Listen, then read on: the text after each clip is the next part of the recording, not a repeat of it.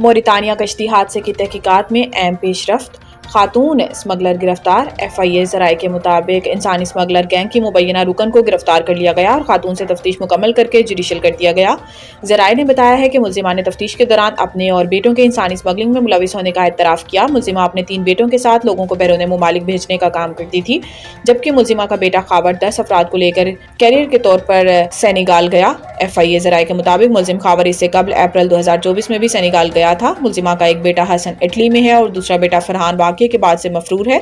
ملزمہ کو ایک روز قبل گجرات کے نواحی گاؤں جھوڑا سے گرفتار کیا گیا۔ ملزمہ کے موبائل اور بینک اکاؤنٹ تفصیلات بھی حاصل کر لی گئی ہیں۔ یاد رہے کہ جمعرات کو افریقی ملک موریتانیہ سے غیر قانونی طور پر اسپین جانے والوں کی کشتی کو حادثہ پیش آیا، جس کے نتیجے میں 44 پاکستانیوں سمیت 50 تارکین وطن ہلاک ہو گئے۔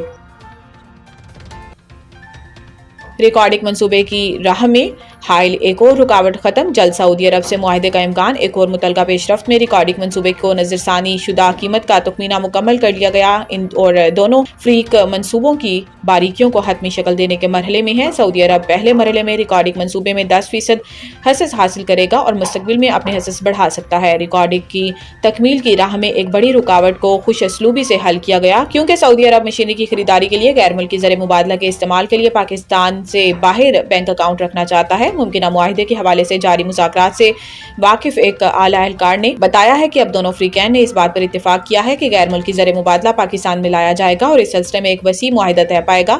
ریکارڈنگ مائننگ کمپنی RMDC کو بلوچستان کے لیے لیویز کی بھرتی اور ادائیگی کے طریقہ کار کی ذمہ داری دی گئی ہے۔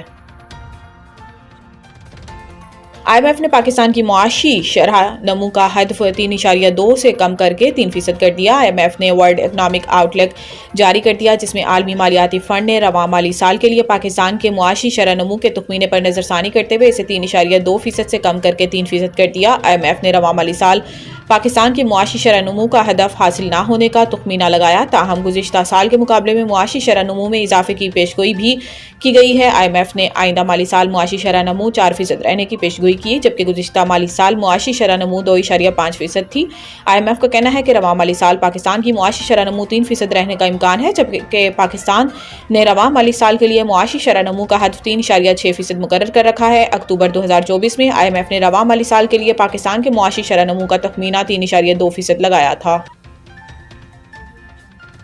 گیس کی خریداری اور فروخت میں سوئی گیس کمپنیوں کا اجارہ داری ختم۔ پیٹرولیم ڈویژن نے اس کے نفاذ کے فریم ورک کے اعلامیہ جاری کر دیا، جس کے مطابق تھرڈ پارٹی نجی شعبہ کو گیس کی فروخت کی اجازت دے دی گئی ہے اور ایکنگ نے اس کی ایک حد کی توثیق کر دی ہے کہ 100 ملین مکعب فٹ گیس پرائیویٹ کمپنیاں ایک سال میں فروخت کر سکیں گی۔ اس پالیسی کے تحت تلاش و پیداوار کمپنیوں کی ترمیم شدہ پالیسی کا سالانہ بنیادوں پر جائزہ لیا جائے گا، تاکہ اس شعبے میں $5 ارب کی سرمایہ کاری کا راستہ ہموار کیا جا سکے۔